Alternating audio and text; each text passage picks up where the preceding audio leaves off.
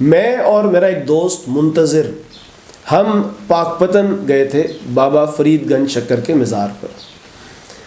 وہاں ہمارے ساتھ ایک واقعہ پیش آیا، اور اس واقعے کے بعد میرے دوست منتظر نے ایک جملہ کہا، جو جملہ آپ کو سنانے کے لیے میں یہ ویڈیو بنا رہا ہوں۔ آپ دیکھ رہے ہیں نوک جھوک، میں ہوں عمیر محمود۔ جب ہم پاکپتن میں دربار پر گئے اور وہاں فاتحہ پڑھ کے جب ہم واپس نکلے تو وہاں پر جو گداگر ہوتے ہیں، بھکاری ہوتے ہیں، وہ کھڑے تھے۔ ان میں سے ایک بھکاری خاتون وہ ہمارے پیچھے پڑ گئی۔ ہم نے ان سے معذرت کی کہ ہم آپ کو اس وقت کچھ نہیں دینا چاہتے، کیونکہ میری اپنی ایک ذاتی رائے ہے کہ جو یہ گداگر پیشہ لوگ ہوتے ہیں ان کو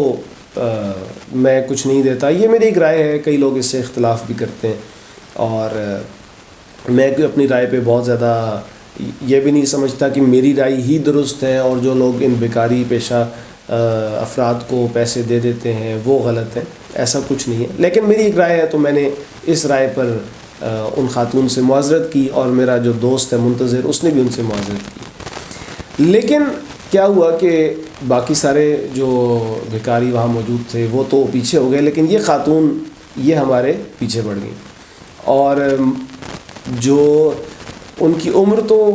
کم ہی لگ رہی تھی، شاید 19 یا 20 سال کی ہوں گی یا 21-22 سال کی ہوں گی، لیکن وہ پنجابی میں ہم سے کہہ رہی تھیں کہ وے پتر مینوں پیسے دے دے، مائی نے آٹا لینا ہے۔ مائی نے آٹا لینا ہے پنجابی میں اس کا اردو مطلب یہ بنتا ہے کہ اماں نے آٹا لینا ہے، پلیز پیسے دے دیں۔ میں نے شلوار قمیض پہن رکھی تھی، میرے دوست منتظر نے ٹی شرٹ اور پینٹ پہن رکھی تھی، تو کبھی وہ کہے کہ وے سونے شلوار قمیض والے باؤ مائی نے آٹا لینا ہے، مائی نو پیسے دے دے۔ کبھی میرے دوست کو کہے کہ وے سونی پینٹ شرٹ والے باؤ مائی نے آٹا لینا ہے، مائی نو پیسے دے دے۔ اور پھر اینکیں ہم دونوں نے ہی لگا رکھی تھیں، تو کبھی وہ یہ کہے کہ وہ سونی اینکاں والے باؤ مائی نو پیسے دے دے۔ اور اب ہم اس بازار میں چلتے جا رہے ہیں، وہاں تک جا رہے ہیں جہاں ہم نے گاڑی پارک کی ہوئی ہے، اور ہم چلتے جا رہے ہیں اور وہ ہمارے پیچھے آ رہی ہیں اور یہ صدائیں بلند کر رہی ہیں، جس سے ظاہر ہے ہمیں تنگی محسوس ہو رہی ہے۔ اور میں چونکہ اس طرز عمل سے پہلے بھی گزر چکا تھا، تو مجھے معلوم تھا کہ اگر ہم ان سے جتنی بھی درخواست کریں گے کہ خاتون ہم آپ کو کچھ نہیں دینا چاہتے، آپ پلیز یہاں سے چلے جائیے، یا پلیز آپ ہمیں اس وقت ہم معذرت خواہ ہیں آپ سے، آپ ہمیں یوں تنگ نہ کیجیے۔ تو اس طرح کی جتنی بھی درخواستیں کی جائیں تو جو لوگ یوں پیچھے پڑ جاتے ہیں ان پہ اثر نہیں ہوتا، وہ آپ کی بات نہیں مانتے، اور شاید یہ پرسسٹنس ہی ان کی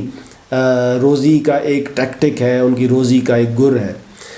تو وہ ہمارا پیچھا نہیں چھوڑ رہی تھی۔ منتظر بہت زیادہ اس سے تنگ پڑ چکا تھا، اکتا چکا تھا، اور وہ تھوڑا سا کبھی تلخ لہجے میں ان کو کچھ کہنے کی کوشش بھی کرتا تھا، تو میں اس کو یہ کہتا تھا کہ یار تم نے ان سے درخواست کے انداز میں کہا تو بھی انہوں نے نہیں ماننا، ان کو ڈانٹ ڈپٹ کر کہا تو بھی انہوں نے نہیں ماننا۔ تو وہ مزار سے لے کے جہاں ہم نے گاڑی پارک کی ہوئی تھی اس میں ایک مناسب سا فاصلہ تھا، وہ تمام فاصلہ ہم چلتے گئے، راستے میں ہم کسی دکان پر بھی رک کے کچھ دیکھنے کی کوشش کرتے تھے، تو وہ مستقل ہمارے پیچھے آ کے یہی کہتی رہتی تھی کہ مائی نے آٹا لینا ہے، مائی نو پیسے دے دے۔ اور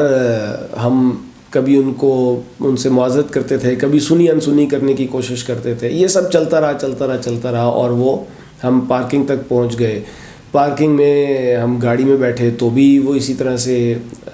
ہم سے درخواست کرتی رہیں، ہم سے کہتی رہیں کہ مائی نے آٹا لینا ہے۔ اور پھر جب ہماری گاڑی چلی تو وہ گاڑی کے ساتھ کئی میٹرز تک بھاگیں بھی، جو ایک اور اس بات کا ثبوت ہے، یا جو میرا خیال تھا کہ یہ خود کو مائی کہہ رہی ہیں لیکن ان کی عمر 20 سال سے زیادہ نہیں ہے، تو وہ جس رفتار سے وہ دوڑیں گاڑی کے ساتھ ساتھ، اس رفتار سے بھی معلوم ہوتا ہے کہ وہ بزرگ نہیں تھی، وہ مائی نہیں تھی، بلکہ وہ ایک بچی تھیں۔ اچھا، یہ جب سب ہو گیا اور میں نے آپ کو بتایا کہ میرا دوست منتظر وہ بہت زیادہ اس سے گھبرا چکا تھا، پریشان ہو چکا تھا، اس کے ساتھ شاید اس پرسسٹنس سے کبھی کسی نے پہلے یوں مانگا نہیں تھا، تو وہ اس کے چہرے سے پسینہ بھی بہہ رہا تھا۔ اور جب وہ جب وہ گاڑی ہماری تھوڑی سی رفتار پکڑی اور وہ خاتون پیچھے رہ گئیں تو اس نے ایک گہرا سانس لیا، یوں لگا کہ وہ تناؤ کی وجہ سے اس نے اپنا سانس تک روکا ہوا تھا۔ ظاہر ہے یہ ایک مشکل صورتحال ہوتی ہے، آپ کسی بھی انسان کو، وہ آپ سے بار بار ایک مطالبہ کر رہا ہے، آپ بار بار اس کا مطالبہ رد کر رہے ہیں، تو یہ ایک بہت مشکل صورتحال ہوتی ہے۔ اس مشکل صورتحال سے ہم دونوں گزر رہے تھے، لیکن منتظر چونکہ پہلی دفعہ اس صورتحال کا شکار ہوا تھا تو وہ زیادہ اس وجہ سے گھبرایا ہوا تھا، پریشان تھا، تو اس نے ایک لمبی سی سانس کھینچی اور اس کا سانس بحال ہوا۔ تو اس نے کہا کہ یہ کیا تھا، یہ ایسا کیوں ان خاتون نے کیا؟ تو میں نے ان سے کہا کہ یہ ان کی روزی روٹی کا ایک یہی ان کا پیشہ ہے، اور جیسے ہم کہتے ہیں نا کہ ہمیں کوئی بھی کام کرتے ہوئے پرسسٹنٹ رہنا چاہیے، تو شاید وہ اس پرسسٹنس کو پریکٹس کر رہی تھیں، مستقل مزاجی کو پریکٹس کر رہی تھیں، وہ مستقل مزاجی سے ہم سے مانگ رہی تھیں کہ شاید ہم انہیں دے دیں۔ تو اس وقت منتظر نے ایک ایسا جملہ کہا جو آپ کو سنانے کے لیے یہ ساری ویڈیو بنائی ہے۔ اس نے کہا کہ عمیر بھائی، مانگنا پہلی دفعہ ہی مشکل ہوا کرتا ہے۔ مطلب یہ کہ جب آپ ایک دفعہ کسی سے مانگ لیتے ہیں تو پھر وہ مانگنا آپ کی عادت بن جاتی ہے۔ پہلی دفعہ مانگنے میں شاید آپ کو شرم آئے، لیکن جب آپ ایک دفعہ مانگ لیتے ہیں تو وہ شرم اتر جاتی ہے اور پھر آپ بار بار مانگتے رہتے ہیں۔ یہ بات یہ بات اہم ہے اور بہت اس نے پتہ کی بات کی، لیکن یہ بات،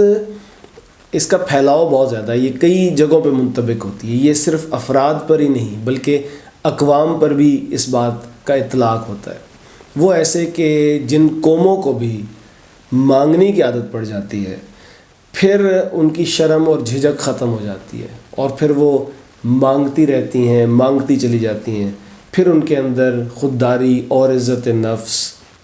کم ہو جاتی ہے، یا کہہ لیں کہ ختم ہو جاتی ہے۔